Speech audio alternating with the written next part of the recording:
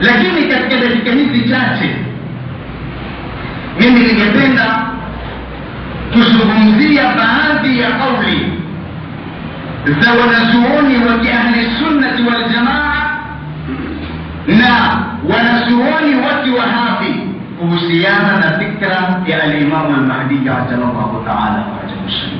Je, ni fikra khurafia kama ambavyo wanavyoiita mawahabi, au ni fikratun thabitatun na aqidatan thabita kama ambavyo walivyosarih baadhi ya wanazuoni wao?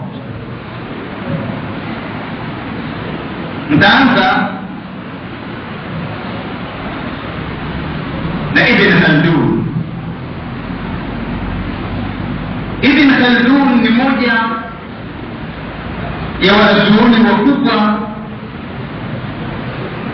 wa ahli sunnati wal jamaa. Ibn Khaldun katika kitabu chake Muqaddimatu Ibn Khaldun amezungumzia nukta nzuri kuhusiana na al-Imam al-Mahdi ajallahu ta'ala wajhahu sharif. Anasema Ibn Khaldun ya kwamba i'lam أن المشهور بين الكافة من أهل الإسلام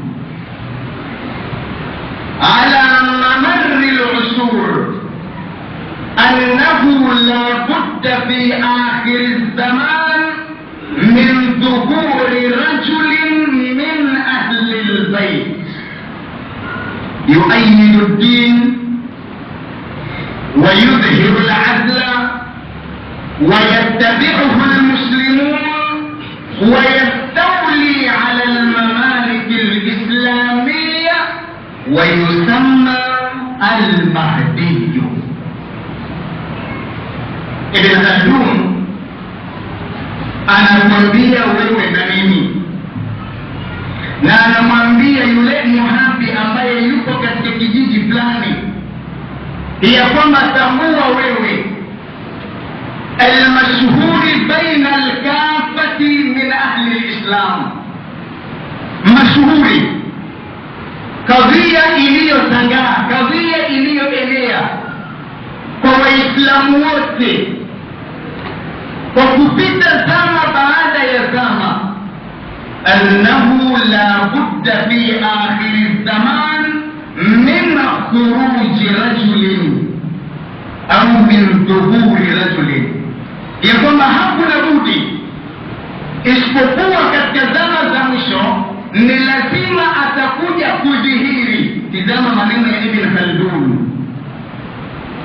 asema la budda min dhuhuri rajulin, hapana budi isipokuwa atakuja kudhihiri mtu huyo min ahli albayt, ni katika familia ya Bwana Mtume sallallahu alayhi wa alihi wasallam, ni katika kizazi cha Bwana Mtume sallallahu alayhi wa alihi wasallam. Na Mtume kabla alishasema ya kwamba al-Mahdi minna ahlul bayt, Mahdi ni katika sisi ahlul bayt alayhi wassalam. Bali katika riwaya ambayo ipo katika kitabu silsilatul ahadith as-sahiha cha Nasiruddin al-Albani al-Wahhabi, mwenyewe anasema al-Mahdi min ghulbi Fatima.